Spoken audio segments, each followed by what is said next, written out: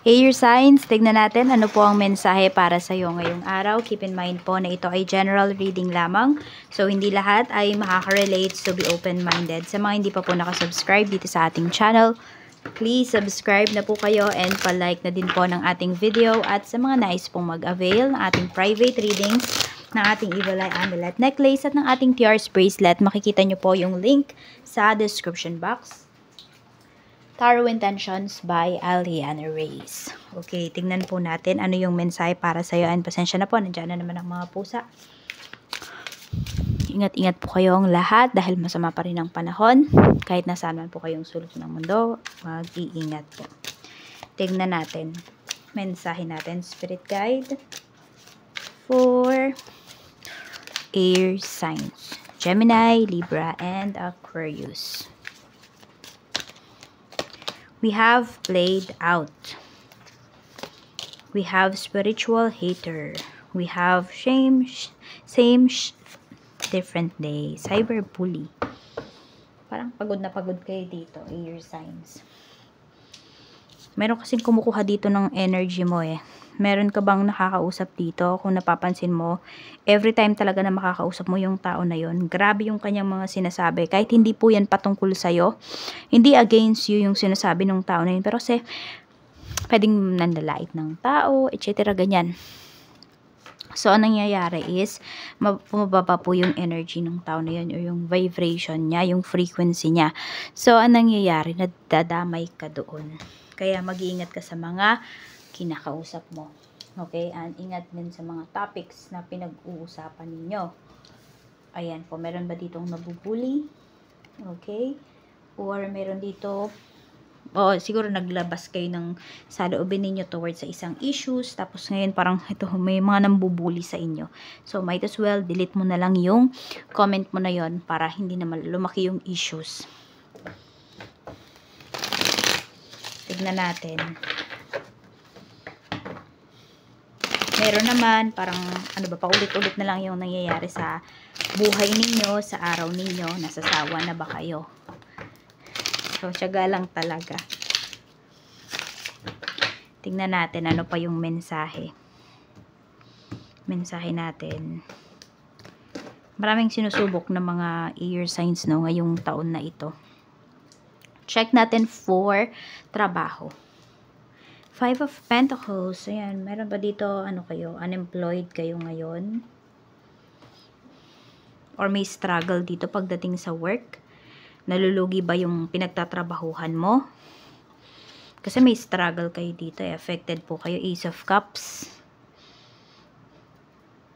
So, parang ine-enjoy mo na lang yung journey mo dito pagdating sa trabaho. Sa mga co-workers mo naman, 9 of Cups. Pero marami kang co-workers dito na masaya sila, ha? Ayan. Actually, parang may mga inspire nga dito ng mga co-workers mo. Ayan naman yung pinapakita dito. Queen of Cups. Try to be more grateful. Air signs sa mga nare-receive mo. Kasi pwedeng ang mas nafe-feel nyo dito ngayon is negativity. Pagdating dito sa trabaho. Check natin pagdating naman sa iyong negosyo. Kamusta po ang negosyo? We have 7 of Cups. Yung sales mo naman, okay na okay siya. Kaya lang kasi, hindi nyo daw gumawa dito ng mga hakbang, no, ng mga plans na concrete talaga siya. Yung makakatulong po talaga sa inyong negosyo. 3 of Swords. May mga nangako ba sa inyo dito? Kunwari, may mga nangutang ba sa business nyo? Sinabi na magbabayad sila. Mukhang hindi pa. Oo nga, ayan o. Mag-iingat pala kayo dito. Tsaka mag-iingat kayo sa mga ginagawa po ninyo. Ganon. Na mga decisions towards dito sa inyong business. Medyo hindi kasi maganda yung energy. Yung sales naman okay siya. Kaya lang kasi, pwedeng hindi siya magtuloy-tuloy. Ayan, tsaka yun nga po, maging mahigpit talaga kayo. Wag na kayong magpautang dito. Air signs pagdating sa work. Kasi malamang sa malamang, pagdating sa negosyo, malamang sa malamang po ay hindi naman kayo mabayaran.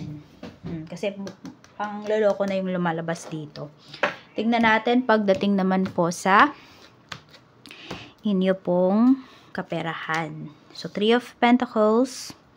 Okay naman yung money. Ayan, we have 10 of cups. So, pwedeng kung meron na kayong pamilya, hindi lang naman po kayo yung nagtatrabaho.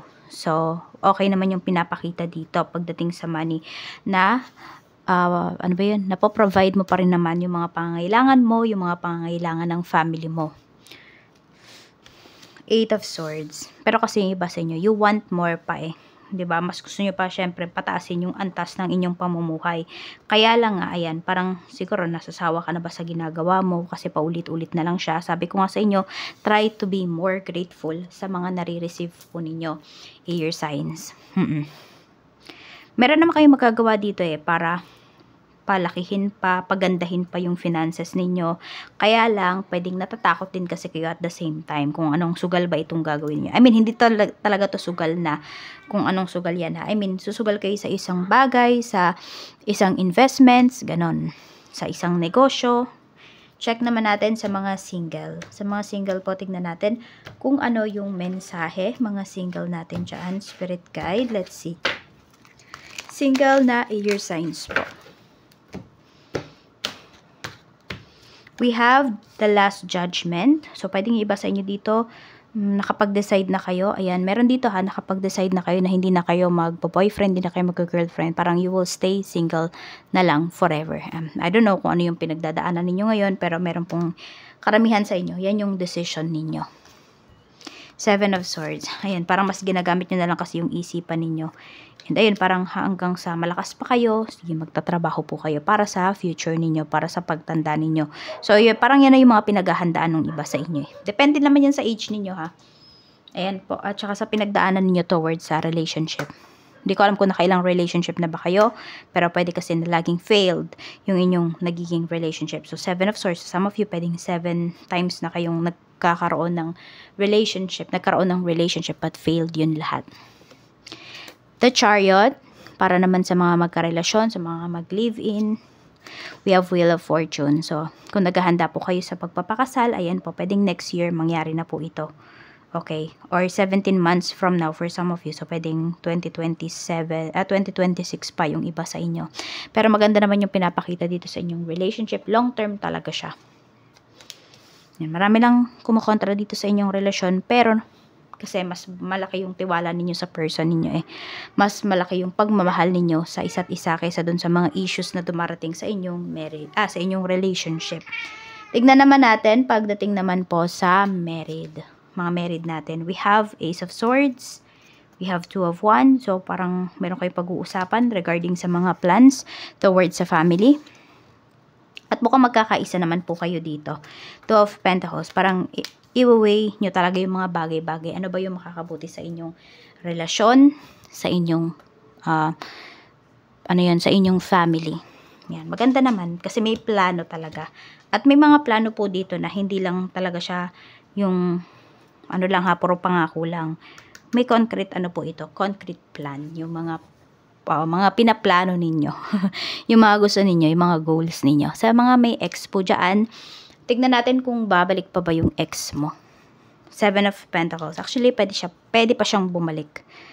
Oo, pwede pa siyang bumalik. Hindi ko alam kung nagpapayaman ba yung tao na to, or may hinihil ba siya sa kanyang sarili. Pwedeng physically yan, pwedeng emotionally. Pero may pag-asa pa akong nakikita dito na bumalik yan. So, yung mga nag-decide dito, ayan, mga nag-decide dito na hindi na kayo magla-love life, pwede po na may bumalik pa dito sa life ninyo. So, ayan lang po. Maraming salamat. Ingat po kayo always and more blessings to come.